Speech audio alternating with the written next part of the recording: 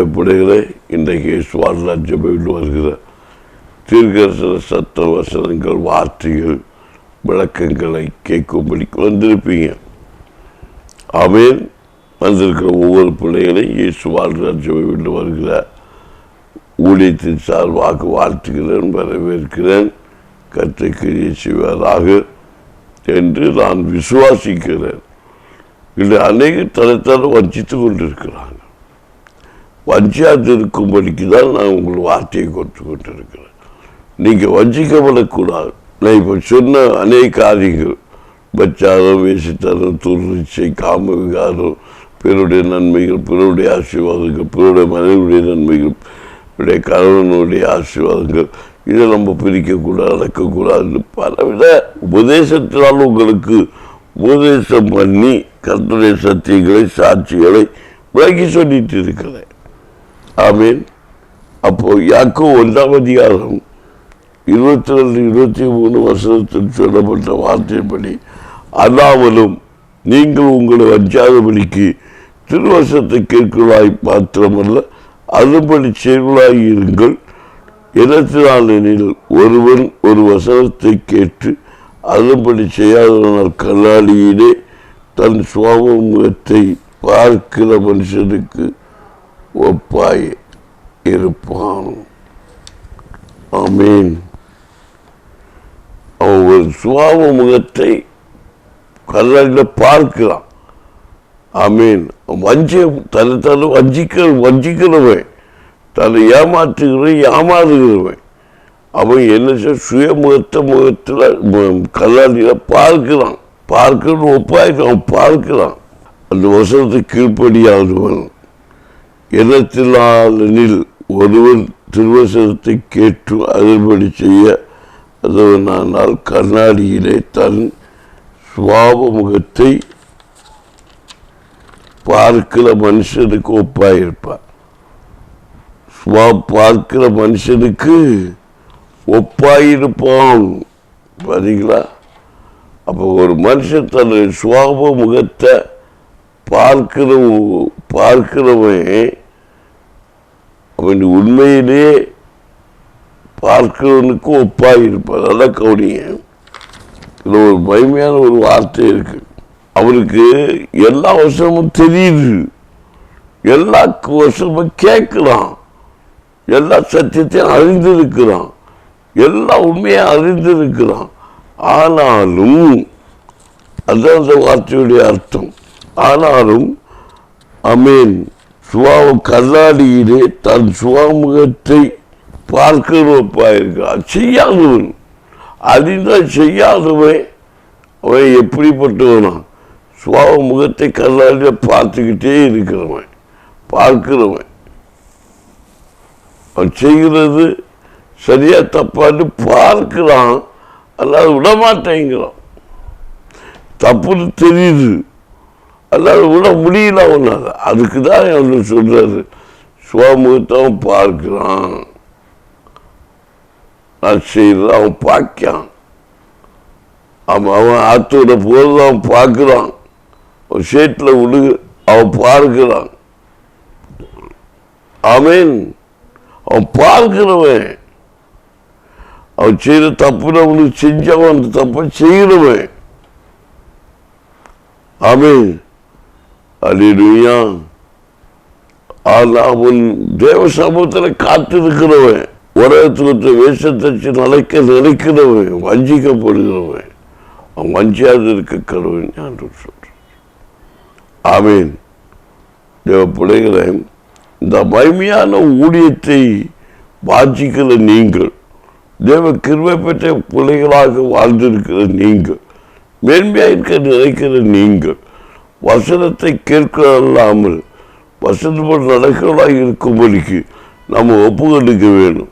ஆத்துமாக்களை ஆதாயப்படுத்த வேண்டும், ஆத்துமாக்களை மேன்மையாக நிறுத்த வேண்டும், ஆத்மாவை பரிசுத்தப்படுத்த வேண்டும் என்று சொல்லி நினைக்கிற நாம் ஒரு ஊழியக்காரனை உருவாக்கணும். நான் என்னை பொறுத்த வரைக்கும் நான் நினைப்பேன், இந்த காரியத்தில் நான் எந்தெந்த விஷயத்தில் நான் எழுதி போய் நிற்கிறேன். ஆமீன். நான் இந்த தரிசனத்தை கூட பார்த்துருக்கிறேன். சுவாமி கண்ணாடியில் முகத்தை பார்க்குற மாதிரி. அப்போ எனக்கு இந்த வசனத்தை கேட்கும்போது, ஓ, அப்போ என்னமோ ஒரு குறை இருக்கு. நான் வசனத்தை அறிந்தால் செய்து அறிந்தும் அறியாதவனை போல, நான் வஞ்சிக்கப்பட்டவனை போல அந்த காரியத்தை செய்து கொண்டிருக்கிறேன் என்று நான் அந்த தரிசனத்தை பார்க்கும்போது நான் கண்டுகொண்டு நான் அவனை கேட்கிறேன். அவன் கேட்கும்போது ஆவியன் எனக்குள்ள இடைப்படுகிறார். நான் அதை நிறுத்திக்கொள்ளல. நான் அதை எங்கேயோ ஒரு பூச்சி எங்கேயோ என்று சொல்லி நான் நிற்கல. ஆண்டவரே என்று நான் கர்த்தரின் தேவ சமூகத்தை நான் கேட்பேன். கேட்கும்போது ஆண்டவர் என்ன சொல்றாரு, உன்னுடைய காரியம், உன்னுடைய கிருபை, இதை செய்யக்கூடாதோ அதை செய்கிறாய் என்று நீ நினைக்கிறாய். நீ செய்கிற காரியத்தை வசனத்தின்படி ஒவ்வொரு காரியத்தை நீ பார்த்து கொள்வாயானால் நீ உணர்வடைகிறாய். செய்கிறத நீ செய்ய தவறு அப்படின்னு நினைச்சா நீ விட்டுடணும். ஆனா நீ எதுக்கா செய்கிற அப்படிங்கிற பார்க்கணும். இயேசு கோபப்பட்டார், அதே சொல்லுவாங்க. இயேசு கோபப்பட்டார், நானும் கோபப்பட்டேன். இயேசு எதுக்காக கோபப்பட்டாங்க? சுயத்துக்காக கோபம் இல்லையே. அவர் தேவனுடைய ஆலயத்தை கெடுக்கிறவருக்கு மேல கோபப்பட்டார். வசனத்தில் அமை சொல்லப்பட்ட அந்த வார்த்தை நல்லா கவனிங்க. தேவாலயத்தை கள்ளர் குகை ஆக்குற மேல கோபம், தவறான ஆலோசனை கொடுக்கிற மேல கோபம், வார்த்தை கீழ்ப்படியாத மேல கோபம். நான் நல்லா கோபப்படுவேன்.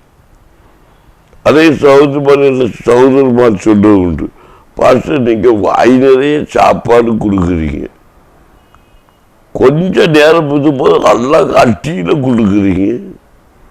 அதாவது உனக்கு ஆகாரத்தை கொடுத்தது அவருடைய அன்புடன் கொடுக்கப்படுகிற காரியம். ஆனா அடி கொடுப்பது நீங்கள் செய்த தவறுக்கு கொடுக்கிற சீர்திருத்த தண்டனை. எனக்கு அதிகமாக எனக்குள்ள இருக்க சில ஊழியக்காரங்கள் எனக்கு ஆலோசனை எப்படி சொல்லுவாங்க தெரியுமா? இந்த பாஸ்டர் எல்லாம் சரி, நீங்க ஒரு சுபாயான உரத்தோடு திருத்த முடியாது. சரியான ஒரு கேள்வியா? இங்க சிந்திச்சு பாருங்க. ஒரு சுபாயினால உலகத்தை திருத்த முடியுமான்னு கேட்கிறாரு. நான் ஒரு சுபாயினால ஒரு சுபாயை கொண்டு 1 லட்சம் ஊழியக்காரனை உருவாக்க முடியுமா? நடக்கிற காரியமானு போதிக்கிறவனே கேட்கிறான். ஒரு இயேசுவை கொண்டு உலகத்துக்கு லட்சியமுள்ள நடத்த முடிஞ்சுன்னா ஒரு சுபாவை கொண்டு உலகத்துக்கு ஆசீர்வாத மாற்றத்தை கொண்டு வர முடியாதா? அந்த இயேசு லட்சம் ஒரு மனுஷனை கொண்டு பெரிய காரியம் செய்வேன்னு சொல்லியிருக்கு. கொஞ்சத்தை கொண்டு நான் ஒண்ணுதான். அந்த வசனம் தெரிஞ்சா அந்த வார்த்தையை சொல்லுவதற்கு கவனமா இருக்கணும். ஒருத்தரை கொண்டுதான் பெரிய காரியத்தை செஞ்சாரு. 2 பேரை கூட கேட்டதாலதான் அங்க விக்கிரகமே உருவாச்சு. மோசையை கொண்டு பெரிய காரியம் செய்ய போறேன்னாரு. மோசை என்ன எனக்கு துணை வேணும்னு கேட்டார், துணையை கொடுத்தார். அதனாலதான் விக்கிரகத்தை உருவாக்கி வச்சார். எல்லாம் மோசைக்கு வாய். ஆமீன். அடுத்த வசனத்தை பார்ப்பீங்கன்னா தெரியும். மோசை கிருபை பெற்றவர்தான். ஆமீன். யாக்கோபு 1ஆம் அதிகாரம் 16ஆம் வசனம் நினைக்கிறேன், 26ஆம் வசனத்தை வாசிங்க. உங்களில் ஒருவன் தன் நாவை அடக்காமல் தன் இதயத்தை வஞ்சித்து தன்னை தேவபக்தி உள்ளவர் என்று எண்ணினால் அவனுடைய தேவபக்தி வீணாயிருக்கும். பத்தியா வசனத்தை பார்த்தீங்கல்ல? நாம நாவு அடக்கணும். நாவு மோசை அடக்கல. மோசை ஆட்ட உடைக்காரன் தான், உண்மை உள்ளவன் தான். எல்லாம் நாவு அடக்கல. நல்லா ஜெபிக்கிறாங்க. 1000 லட்சம் கோடிகளுக்கு ஆத்மாக்களுக்கு நம்ம பேசுறோம். ஆமை அன்று கொடுத்த கிருபை பயன்படுத்திக்கிட்டே இருக்கிறது. நம்ம பயன்படுத்திட்டு இருக்கிறோம். நான் அழிதல் நடுங்கிட்டு இருக்கிறேன். இப்போ பயம் எனக்குள்ள. அதனால பயப்படுகிற யாரும் பரவ ராஜ்யத்தை சுதந்திரத்துக்கு கொண்டு வந்தில்லை என்று வேதம் சொல்லி இருக்கிறதே. அப்படி பிதான் சொன்ன போவி சாத்தா அப்படின்னு வெட்டி விட்டுருணும். பயம் கிறிஸ்துக்குள்ள பயப்படுற பயம். பிசாசங்கள்ட்டு பயப்பட மாட்டேன், மந்திரவாதிகிட்ட பயப்பட மாட்டேன். எனக்கு பயம் ஆத்துமாக்கள் சீர்கட்டு விடக்கூடாதுங்கிற பயம். ஆண்டோடைய வார்த்தை பிசகாமல் காத்துக்கொள்ள வேண்டும் என்கிற பயம். தேவனுக்கு சாட்சியாய் வாழ வேண்டும் என்கிற ஒரு பயம். என் நடத்துகிற தோல்வி வந்துவிடக்கூடாதுங்கிற ஒரு பயம். ஆமேன். இதுதான் கர்த்தருக்கு பயப்படுற பயம். ஆகவே எதிரி வந்து கோட்டையை தட்டுவாங்கிற பயம் கிடையாது, அது கர்த்தருடையது. ஆமேன். வசனம் சொல்லுகிறது. அப்போ ஒரு மனுஷனை கொண்டு சாதிக்க முடியாத காலையில் சொல்லக்கூடாது. நேட்டிவ் வார்த்தை நோ. ஆமீன், ஆமீன். ஒரு புள்ள வாக்கியத்துவம் உள்ளப்பட்டவன் யார்? ஈசாக்கு. யார்? ஈசாக்கு. யாருக்கு? ஆபிரகாமுக்கு. ஆபிரகாமு வாக்கியத்தை என்ன? கலக்கர மணல், வானத்தின் நட்சத்திரம்.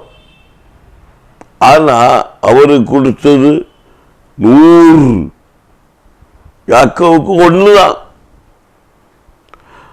நல்லா கவனிங்க, யாக்கோவுக்கு 1 தான் கொடுத்தாரு, நிறைய கொடுக்கலையே. ஈசாக்கு அதையும் கேட்டார். இதெல்லாம் அந்த வேதத்தோட ரகசியங்களை கேட்டு பாருங்க. இல்லை பேச ஊழியக்காரங்க கூட பேச 2 பேசியிருக்காங்க.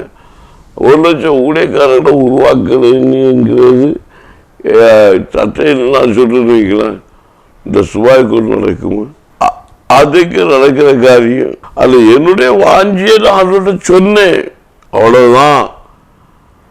நடத்துவது காட்டு அது அவரிடத்தில் பார்த்து கொள்ளப்படும். ஒரு ஆபிரகாமுக்கு வாக்குகத்தை கலக்கரை மணல், வானத்தின் நட்சத்திரம், எண்ணக்கூடாத எண்ணிக்கைக்குள்ள சந்ததி. ஆமேன். பூமியில் அவ்வளவுதான். ஆனால் அவருக்கு கிடைச்சது நிறைய ஒண்ணு இல்லை, 1. என்னது? அந்த ஒரு ஈசாக்கு கொண்டு கலக்கலை மணலை போல பெரிய இருக்கு. ஈசாக்கு யாக்கு அப்படின்னு போயிட்டே இருக்குமோ பாருங்களா, சந்ததி பெருகிட்டா இல்லையா? விசுவாசிகளை தகப்பன் தான் ஆபிரகாம். அவங்க ஒண்ணுதான், கொண்டுதான் பெரிய காரியம் செஞ்சிருக்காரு. இயேசு ஒருவர் தான் உலகத்துக்கே ரட்சிப்பு. அப்ப அந்த இயேசு அபிஷேகம் பண்ணப்பட்ட ஒரு தெய்வ பிள்ளை ஒரு ஊழியக்காரருடைய தரிசனத்தை விரோதமா பேசக்கூடாது. உங்க பிள்ளைகள் விரோதமா நீங்க பேசாதீங்க. ஆமா, இவரை கொண்டு என்ன செய்ய முடியும்? அதே வா மட்டும் இல்லைன்னா இவருக்கு வாயை விட்டு பேசாத. இதுவை கணவரை பார்த்து மனைவி சொல்றா. ஆமீன். பிள்ளைய பார்த்து பெற்றோர் சொல்றாங்க. அந்த விசுவாச வார்த்தையை சொல்லி அவங்கள மெலப்படுத்த முடியல. அப்படி வசத்தை வச்சுறாங்க. உங்கள் ஒருவன் தன் நாவை அழைக்காமல் தன் இதயத்தை வஞ்சித்து தன்னை தேவ பக்தியுள்ளவன் என்று எண்ணினால் அவனுடைய தேவ பக்தி வீணாயிருக்கும். பத்தியா? வீணானது. அப்ப தெய்வ பக்தி உனக்கு எங்க போச்சு? விசுவாசம் எங்க போச்சு? பக்தி உள்ளவரை கர்த்தருக்கு தெரிந்து கொண்டார். விசுவாசியை கர்த்தருக்குள்ள தெரிந்து கொண்டு விசுவாச வாழ்க்கை வாழ்கிறவனை, பக்தி உள்ளவனை. பக்தி உள்ளவன் தான் விசுவாசி. கர்த்தர் ஆவியை கொண்டவன் தான் பக்தி உள்ளவன். இப்படியே போயிட்டு இருந்தா அவன் வாழ போயிட்டே இருக்கும். கர்த்தர் பயப்படுறது தான் பக்தி உள்ளவன், புத்தி உள்ளவன், மேன்மை உள்ளவன், உயர்ந்தவன், நல்குணத்தானவன், மேன்மையானவன், கர்த்தருக்கு பயப்படுகிறவன், வசனத்துக்கு அஞ்சுகிறவன், வசனத்துக்கு நல்குகிறவன், தேவ ஊழியக்காரனுக்கு நன்றி செலுத்துகிறவன். பாதிவாக்காரவன். உங்கள் ஒருவன் தன் நாவை அடக்காமல் தன் இதயத்தை வஞ்சித்து தன்னை தேவ பக்தியுள்ளவன் என்று எண்ணினார் அவனுடைய தேவ பக்தி வீணாயிரு. பார்த்தீங்களா? வீணாக வஞ்சியாது இருக்கணும்.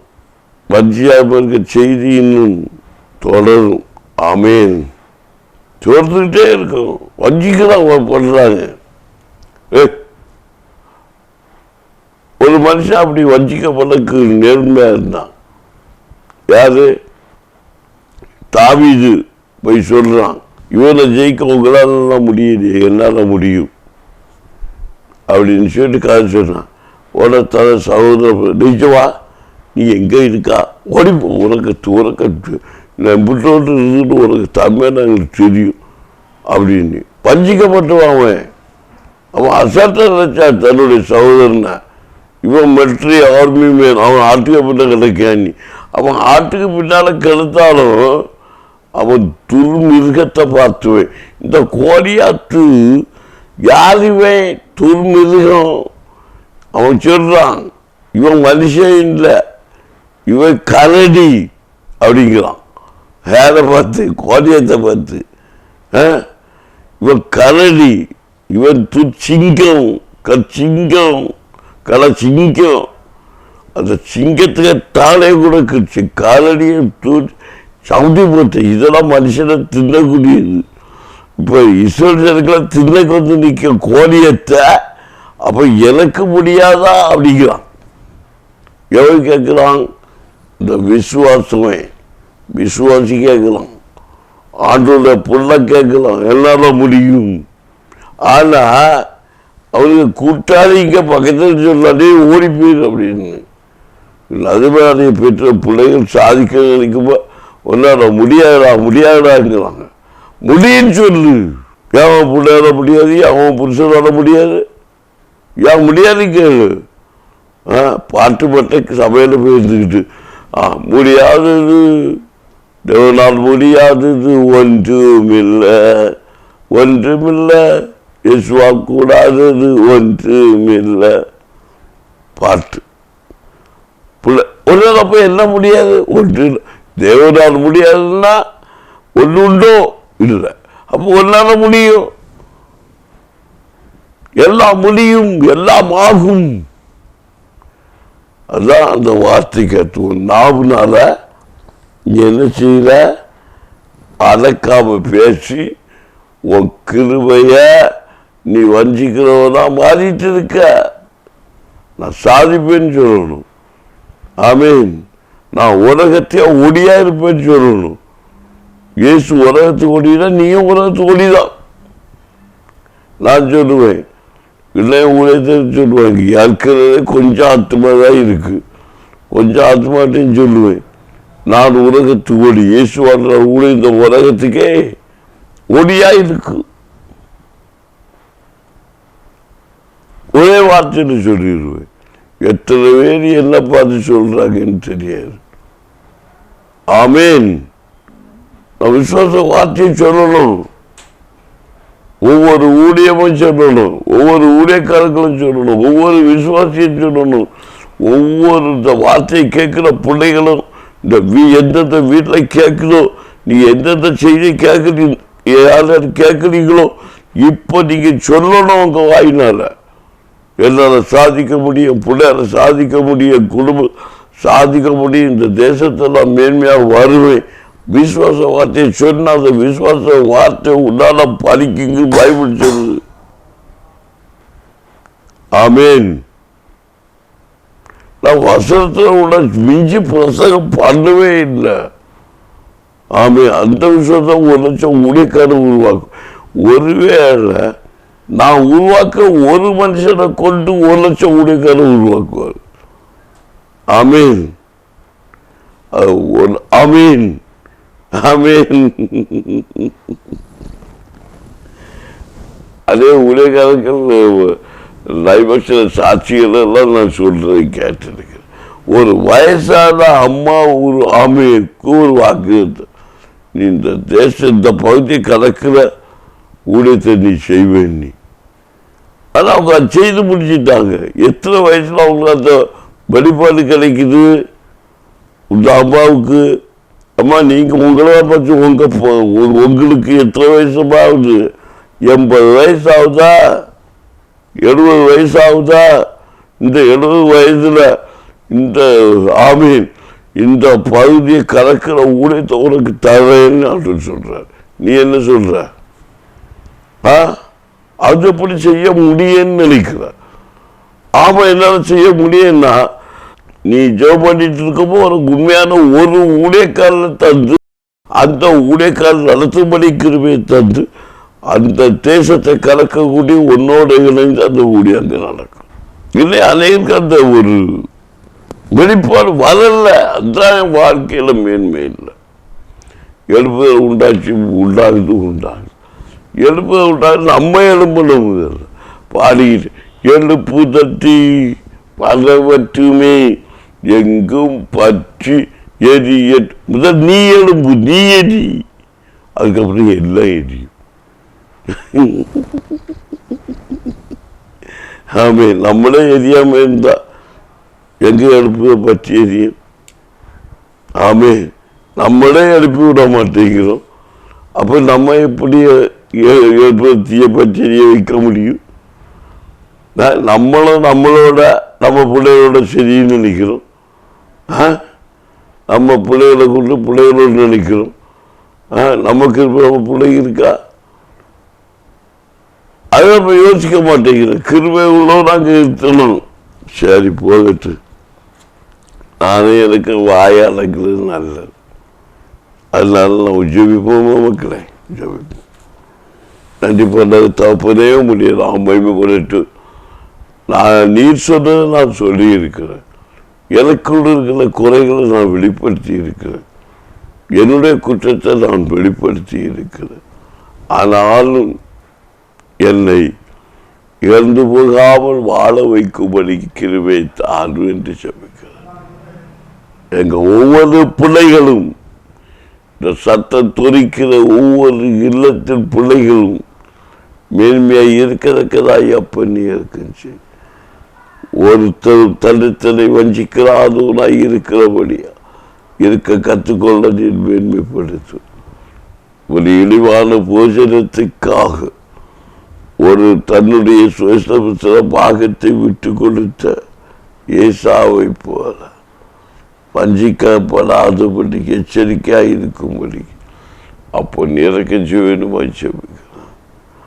இயேசுவே உம்முடைய மகிமை வெளிப்படத்தக்கதாய், உம்முடைய வல்லமை வெளிப்படத்தக்கதாய் அப்போ இறக்கம் செய்ய வேண்டுமாய் ஜெபிக்கிறேன். எங்க தேசம் இருளில் வரக்கூடாது, ஒளியாய் பிரகாசிக்க வேண்டும்.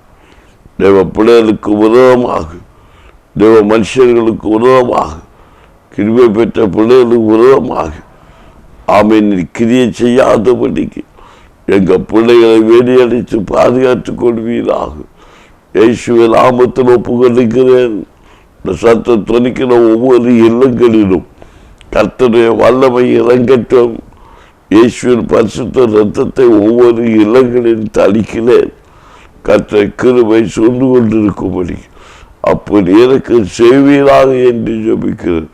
ஆண்டவர் அனைத்தும் உங்களுடைய கிருபை புதிதாக இருக்கிறது சொன்ன வார்த்தையின்படி இனி வருகிற நாட்கள் செய்திகள் கேட்கிற வேத பகுதிகள் புதிய கிருபைக்குள் நடத்தப்படத்தக்கதாகும். வார்த்தையை பூமியை படைத்த கற்றால் நீங்கள் ஆசீர்வதிக்கப்பட்டு சொன்ன வேத வார்த்தை இவர்களுடைய இல்லங்கள் வெளிப்படும்படிக்காகும்.